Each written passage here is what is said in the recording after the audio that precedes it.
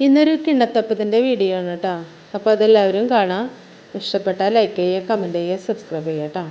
അപ്പോൾ അതിനായിട്ട് ഒരു കപ്പ് അരിപ്പൊടി എടുക്കുന്നുണ്ട് കേട്ടോ. 240 ml കപ്പിൽ ഒരു കപ്പ് അരിപ്പൊടി എടുത്തിട്ടുണ്ട്. മിക്സിയുടെ ജാറിലേക്ക് ഇട്ട് കൊടുക്കാം. ആ കപ്പിൽ തന്നെ 1.5 കപ്പ് നാളികേരപ്പാൽ എടുത്തിട്ടുണ്ട് കേട്ടോ. നാളികേരപ്പാൽ ഇത്തിരി കട്ടി വേണം, അല്ലെങ്കിൽ രുചി ഉണ്ടാവില്ല കേട്ടോ. പിന്നെ ഇതിലേക്ക് ലേശം ഏലക്കായ തൊലി കളഞ്ഞ് തന്നെ കേട്ടോ. ആ കപ്പിൽ തന്നെ 1/2 കപ്പ് പഞ്ചസാര, പിന്നെ ലേശം ഉപ്പ്. അത് പുറത്ത് നല്ല മഴ പെയ്യുന്നുണ്ട്, അതിൻ്റെ സൗണ്ട് കേൾക്കുന്നുണ്ടാവും. അപ്പോൾ ഇതൊന്ന് ടീസ്പൂൺ വെച്ചിട്ടൊന്ന് മിക്സാക്കി നമുക്കതൊന്ന് ബ്ലെൻഡ് ചെയ്തിട്ട് വരാം കേട്ടോ. പിന്നെ അത് 20 മിനിറ്റ് നേരം അത് വെക്കണം കേട്ടോ. ഇപ്പോൾ തന്നെ ഉണ്ടാക്കരുത്, പിന്നെ കുറച്ചുകൂടി അത് കട്ടിയായിട്ട് വരും. അപ്പോൾ അത് 20 മിനിറ്റ് നേരം വയ്ക്കുക, കഴിഞ്ഞിട്ട് ഉണ്ടാക്കാം കേട്ടോ. എപ്പോഴും കിണത്തപ്പൻ്റെ മാവ് ഇതുപോലെ തന്നെ ഇരിക്കണം കേട്ടോ. കുറച്ച് ലൂസായിട്ടിരിക്കണം, കട്ടിയാവരുത്. ഇപ്പോൾ 20 മിനിറ്റ് ആയിട്ടുണ്ട് കേട്ടോ. ഇനി നമുക്കിത് ആവി ഇട്ടെടുക്കാം. ഒരു പ്ലേറ്റിൽ ഒഴിച്ചിട്ട് ആവി ഇട്ടെടുക്കാം കേട്ടോ. സ്റ്റൗമ്മ വെള്ളം തിളപ്പിക്കാൻ വെച്ചിട്ടുണ്ട് കേട്ടോ.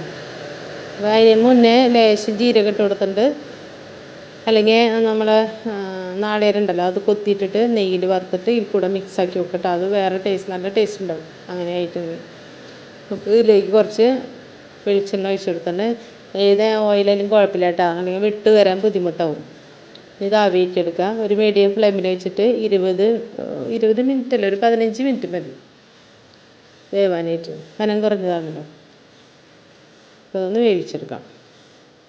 അപ്പോൾ നിങ്ങൾ വൈകുന്നേരം നേരത്ത് ഒന്നും നമ്മളെ ചിപ്സുകൾ അതൊന്നും ഇല്ലാണ്ടാവുമ്പോൾ ഇതൊന്നും ഉണ്ടാക്കി നോക്കട്ടോ. പിള്ളേർക്ക് ഇങ്ങനത്തെയൊക്കെ ഇഷ്ടപ്പെടും, മധുരമുള്ളതല്ലേ.